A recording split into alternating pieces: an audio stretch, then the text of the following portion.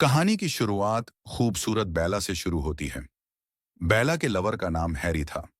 Harry उम्र में बेला से थोड़ा बड़ा जरूर था, लेकिन फिर भी दोनों में बेहद प्यार था और दोनों जल्दी ही शादी भी करने वाले थे। बेला की यह पहली शादी थी, जबकि हैरी की दूसरी। हैरी की पहली पत्नी उसे आज भी फोन कर परेशान करती रहती थी, जिस कारण हैरी बेला से शादी करने के बाद अपने लंदन वाले घर को बेचकर दूसरे देश में रहने आ जाता है। जल्दी ही दोनों अपने नए घर में पहुंच जाते हैं। यहाँ इनके पड़ोस में नेथन नाम का आदमी रहता था, जो काफी मिलनसार था। हैरी और बेला के आते ही वो उनसे मिलने आता है। जान पहचान करने के बाद नेथन अपने घर की तरफ आ जाता है, जबकि वह दोनों अपना सामान उतारने लगते हैं। मारिया ने भी अपने नए पड़ोसी देख लिए थे। इन दोनों का जॉन नाम का एक बेटा भी था, जो अभी स्कूल में पढ़ता था। नेथन की एक छोटी सी बेकरी थी, जिसमें वह अलग अलग तरह के ब्रेड बनाता था। नेथन की पत्नी मारिया भी उसका हाथ पटाती थी। शाम को हैरी और बेला उनकी बेकरी पर ब्रेड खरीदने आते हैं। बेला को नेथन के बनाए ब्रेड इतने पसंद आते हैं कि वो वहीं पर एक ब्रेड खाने लग जाती है। उसे ब्रेड ते देख नेथन की सांसें ही अटक गई, क्योंकि वह बला की खूबसूरत लग रही थी। हैरी उससे बातें कर रहा था, जबकि नेथन बेला को निहारने में इतना खोया हुआ था कि उसे हैरी की बातें सुनाई ही नहीं देती। जल्दी ही वो लोग ब्रेड खरीदकर बेकरी से चले जाते हैं। शाम को जब नेथिन अपने कुत्ते को टहला नहीं घर से बाहर निकलता है, तो रास्ते में उसकी मुलाकात बेला से होती है। वो भी अपने पालतू को घुमाने लाई थी। दोनों कुछ देर बातें करते हैं और फिर अपने अपने घर चले जाते हैं। रात को हैरी नेथन और उसकी बीवी को अपने घर बुलाता है, ताकि वो लोग एक दूसरे के बारे में अच्छे से जान सकें। सभी लोग दारू पीते पीते बातें कर रहे थे, जबकि नेथन की नजरें बेला पर ही टिकी हुई थीं। बेला का बदन देखकर वो गर्म होने लगा और अपनी ही काल्पनिक दुनिया में खो जाता है। असल में नेथन को कहानियां पढ़ने का बेहद शौक था, इसीलिए वह अपने आसपास की हर चीज में कोई ना कोई कहानी खोजता रहता था। बेला भी उसे उसकी किसी खूबसूरत कहानी का खूबसूरत पात्र लग रही थी, जिससे नेथन को प्यार होने लगा था। बेला रोज नेथन की बेकरी पर आकर खरीदी करने लगी थी। कुछ दिन ऐसे ही बीत जाते हैं और एक दिन जब बेला बेकरी में आती है, तो नेथन उससे पूछता है कि क्या तुम देखना चाहती हो कि यह ब्रेड बनते कैसे हैं। बेला को उसकी बात अच्छी लगी, जिसके बाद नेथन उसे पीछे वाले कमरे में लेकर जाता है। यहां वह ब्रेड बेक करता था। अब नेथन उसे बताने लगता है और बेला आटा लगाने लगती है।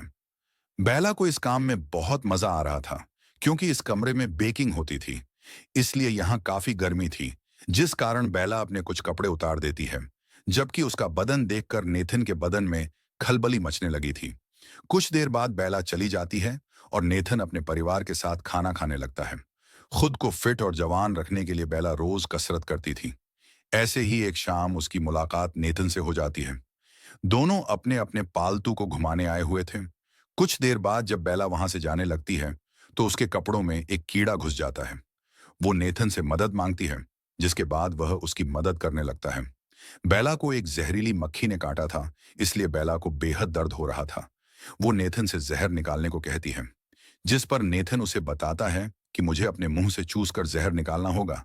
बेला को इससे कोई तराज नहीं था, जिसके बाद नेथन अपने मुंह से जहर निकालने लगता है। इसी बीच वहां से जेसन नाम का लड़का गुजर रहा था। नेथन को देखकर उसे लगा कि वो बेला के साथ जबरदस्ती कर रहा है, लेकिन नेथन उसे बताता है कि बेला को जहरीली मक्खी ने काट लिया था और मैं उसका जहर चूस रहा था।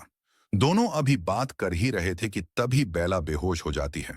उसे बेहोश देखकर जेसन और नेथन उसे गाड़ी में डालकर जल्दी जल्दी अस्पताल लेकर आते हैं। यहाँ डॉक्टर पहले बेला का इलाज करता है और फिर नेथन को बताता है कि अब बेला खतरे से बाहर है। डॉक्टर से बात करने के बाद ये लोग बेला को लेकर घर की तरफ निकल पड़ते हैं। जेसन गाड़ी चला रहा था, जबकि नेथन पीछे बेला के साथ बैठा था। इंजेक्शन के कारण बेला को नींद आने लगी थी, इसलिए वह नेथन के कंधे पर सिर रखकर सो जाती है। यह देखकर नेथन को लगने लगता है कि बेला भी उसे पसंद करने लगी है, और यही सोचते सोचते वह मुस्कुराने लगा। कुछ दिनों बाद जब नेथन अपनी बेकरी के बाहर खड़ा था, तो उसकी नजर बेला पर पड़ती है, जो जेसन से बातें कर रही थी। दोनों को बातें करते देखकर नेथन को जलन सी होने लगी थी। अगले दिन बेला एक स्टोर से बियर खरीद रही थी और तभी उसकी मुलाकात एक बार फिर जेसन से होती है। वो दोनों एक बार फिर से बातें करने लगते हैं और दोनों में अच्छी दोस्ती हो जाती है। एक दिन नेथन ब्रेड की डिलीवरी देने बाहर आया हुआ था। वो जब डिलीवरी देने के बाद अपनी गाड़ी में बैठकर बेकरी की तरफ जा रहा था, तो उसकी नजर बेला पर पड़ती है। बेला को देखकर वो उसका पीछा करने लगा। वो देखता है कि बेला जेसन के घर आई है। यह देखकर पहले तो वो हैरान होता है, लेकिन फिर सोचता है कि शायद वो किसी काम से जेसन के पास आई होगी। उसी रात हैरी नेथन को अपने घर पर बुलाता है ताकि बेला की मदद करने के लिए वो उसका धन्यवाद कर सके। इसी दौरान नेथन की नजर बेला की गर्दन पर पड़ती है। उसकी गर्दन पर निशान देखकर वह समझ गया था कि बेला जेसन के पास किसी काम से नहीं, बल्कि उसके साथ धमाके करने गई थी। यह देखकर नेथन उदास हो गया, क्योंकि उसे लगता था कि बेला उसे पसंद करती है और वो ही उसकी गुफा में धमाके करेगा। लेकिन वो तो किसी और के साथ अपनी प्यास बुझा रही थी। अब नेथन बेला पर नजर रखने लगा था। जैसे ही बेला घर से बाहर निकलती है तो नेथन उसका पीछा करने लगता है। जल्दी ही बेला जेसन के घर उसकी बाहों में थी और यह नजारा देखकर नेथन को झटका लगता है। वो बेला को एक सीधी सादी लड़की समझता था, लेकिन वो तो एक नंबर की धोखेबाज निकली। ऐसे ही कई दिन बीत जाते हैं और इस दौरान नेथन सिर्फ बेला के बारे में सोचता रहता है। एक दिन बेला बेकरी में आती है और वो बेहद खुश लग रही थी। नेथन के पूछने पर बेला बताती है कि हैरी कुछ दिनों के लिए बाहर गया हुआ है। यह सुनकर नेथन समझ गया कि बेला इतनी खुश क्यों है। जल्दी ही बेला ब्रेड लेकर चली गई, लेकिन वो गलती से एक ब्रेड बेकरी में ही भूल गई। नेथन वो ब्रेड लेकर बेला के घर आ जाता है। वो भी घर के बाहर ही पहुंचा था कि तभी उसे घर के अंदर से गर्मा गर्म आवाजें सुनाई देने लगती हैं। आवाजें सुनकर वो वहीं पर छुप जाता है।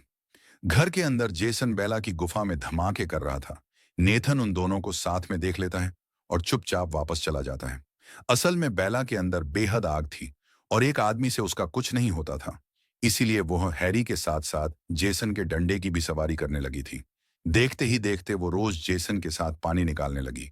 कभी जेसन उसके घर आता तो कभी वह जेसन के घर पहुंच जाती।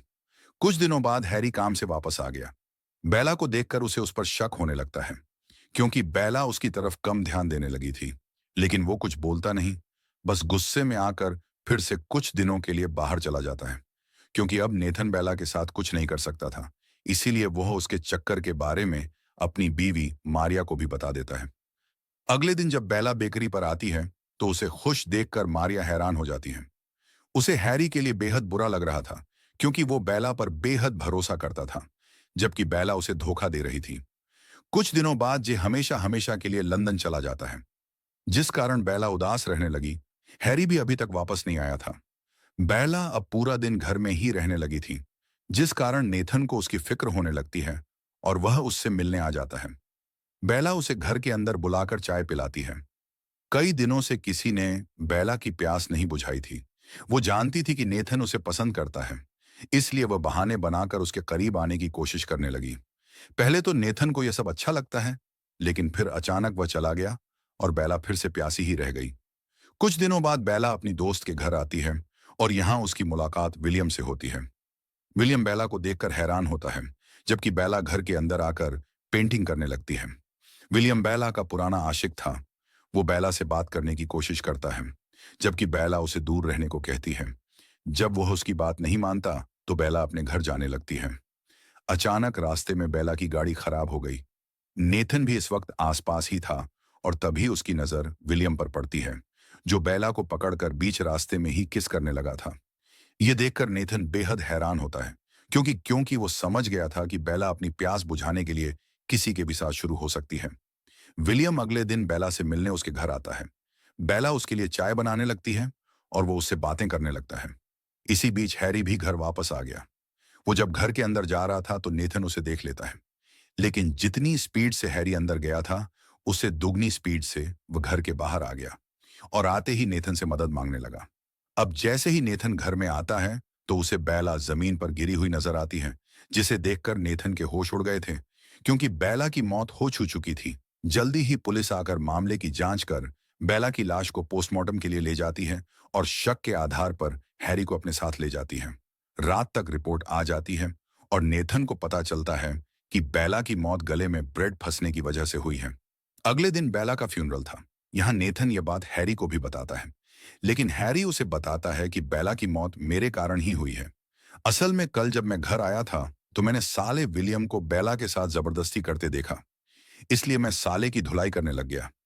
इसी दौरान विलियम भी उनके पास आ जाता है और वह उन्हें पूरी बात बताता है कि कल बेला चाय बनाने के साथ साथ ब्रेड भी खा रही थी। जब मैं पीछे से उसे छेड़ने लगा तो बेला के गले में ब्रेड का टुकड़ा फंस गया और जैसे ही मैं टुकड़ा निकालने की कोशिश करने लगा तभी हैरी घर में आ गया और गलत फहमी के कारण हमारे बीच लड़ाई होने लगी।